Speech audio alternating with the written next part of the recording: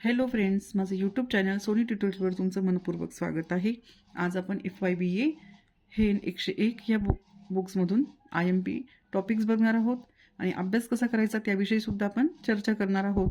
कारण 2026 मे जूनमध्ये तुमची परीक्षा जवळ येत आहे. तुम्ही माझ्या चॅनलवर जर नवीन असणार तर चॅनलला सबस्क्राईब करा. तुम्ही सबस्क्राईब केल्याने मला आणखी व्हिडिओ बनवण्यासाठी प्रोत्साहन मिळते आणि तुम्ही सबस्क्राईब केल्यामुळे मला आणखी स्फूर्ती मिळते नवीन व्हिडिओ तयार करण्यासाठी. आणि मी माझा वेळ काढून तुमचा अभ्यास घेते, तर मला अपेक्षा आहे एवढी की तुम्ही माझ्या व्हिडिओला लाईक करणार, शेअर करणार आणि सबस्क्राईब करणार. तर चला आता आपण अभ्यासाला सुरुवात करूया. जेव्हा तुमची परीक्षा येते तेव्हा मी तुमच्यासाठी व्हिडिओ तयार करीत असते, पण कधी कधी काही कार्यक्रमामुळे किंवा कुठे काही फंक्शन्स असलं काही तर त्यामुळे मला जमत नाही, म्हणून मी तुमच्यासाठी लवकर व्हिडिओ अपलोड करीत आहे.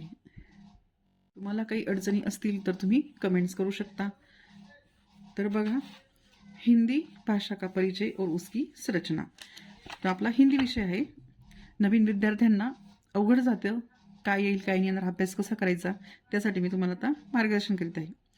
तर इकाई इकाई हिंदी राष्ट्रभाषा, राज्यभाषा और संपर्क भाषा. तशी इकाई इसमें इकाई आ ई, इकाई 2, इकाई 3.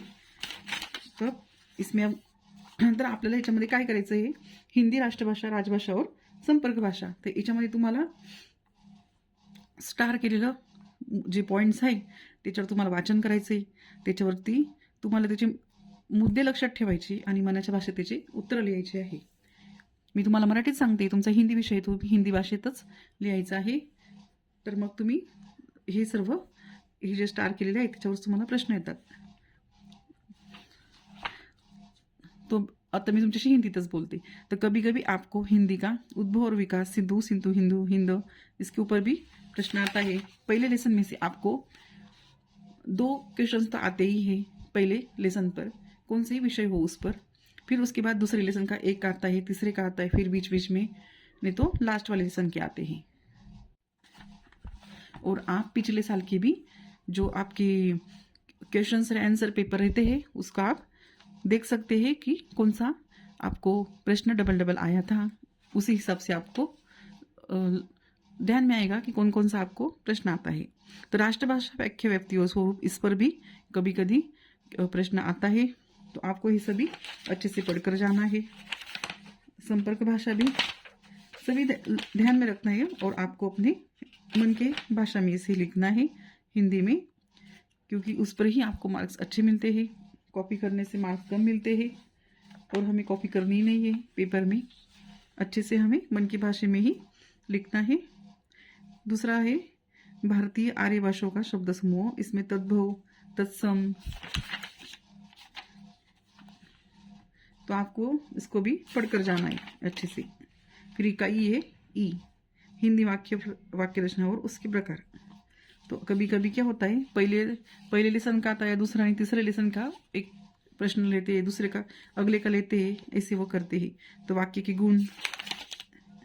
तो इसमें हिंदी का क्या रहता है, आपको इसमें है ना, आपको हिंदी का जो शब्दावली रहती है ना, शब्दावली उसके जो रहते हैं ना मुहावरे, ये सभी आपको अच्छे से करनी है. इसमें सिर्फ आपको टॉपिक ही नहीं पढ़ना, तो इस पर आपको ये सब कुछ पढ़ना है, क्योंकि इस पर आते ही जो फर्स्ट ईयर का पेपर रहता है ना उसमें ऐसा ही रहता है. सेकंड ईयर में तो ठीक है, सिर्फ प्रश्न और उत्तर रहता है, प्रश्न का उत्तर लिखना टॉपिक के ऊपर से. लेकिन पहला जो रहता है ना आपका BA का पहला FYBA का, तो उसमें आपको ये सभी पढ़कर जाना पड़ता है.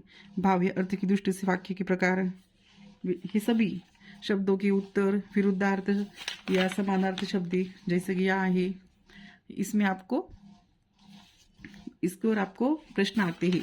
ये मैंने इससे पहले भी एक वीडियो बनाया था, फिर से आपके लिए मैं नया वीडियो तैयार कर रही हूँ. तो आपको ये सब कुछ आता है, इंग्लिश का भी आता है, हिंदी.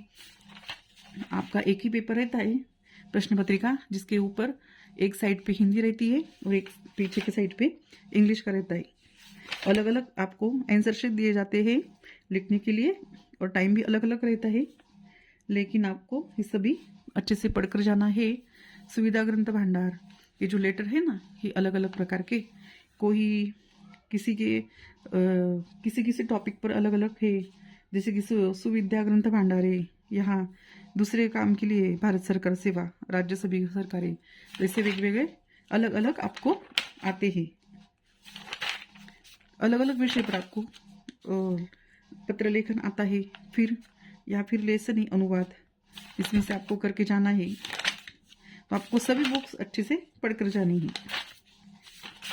फिर इसके बाद है इंग्लिश का हम बाद में देखेंगे। चलिए इंग्लिश का भी मैं आपको बता देती हूँ। इंग्लिश में जो है ना वोकैब्युलरी एंड यूजेस, ये सभी इसका आपको करके जाना है, इसका भी आपको आता है। तो इंग्लिश का भी इजी हो जाता है अगर आपने अच्छी सी पढ़ाई की तो, लेकिन आपने उसे अच्छे से समझ भी लेना चाहिए कि ग्रामर क्या है, इसमें क्या बताया है, तो वैसे आपको अच्छे मार्क्स मिलेंगे। वोकैब्युलरी एंड यूजेस ये सब आपको करना है, अच्छे से सब पढ़कर जाना है। इसमें भी आपको जैसे कि हिंदी में भी पूछते हैं ना, समानार्थी विरुद्धार्थी, वैसे ऑपोजिट सिमिलर सब कुछ पूछते, इसमें ग्रामर पूछते। देखिए यहाँ ऐसा है, तो आपको ऐसा सब कुछ पढ़कर जाना है अच्छे से। इंग्लिश का ऑब्जेक्टिव सेंटेंस बनाने के रहते, या गलत किया इसमें बनाना क्या है, सब कुछ सिंपल कंपाउंड कॉम्प्लेक्स सेंटेंस, ये सभी आता है। तो आपको सभी का अच्छे से पढ़ाई कर कर जाना है इस तरह। फिर है कम्युनिकेशन ओरल एंड रिटन, इसमें भी आपको पूछते हैं इंग्लिश का हिंदी में और हिंदी का इंग्लिश में आपको ट्रांसलेट करना पड़ता है, वैसा भी आपको पूछते हैं। वो आपको लास्ट में भाषांतर, देखिए भाषांतर का नमूना, और यहाँ आपको लेटर भी है, लेटर आया तो आएगा, डाटा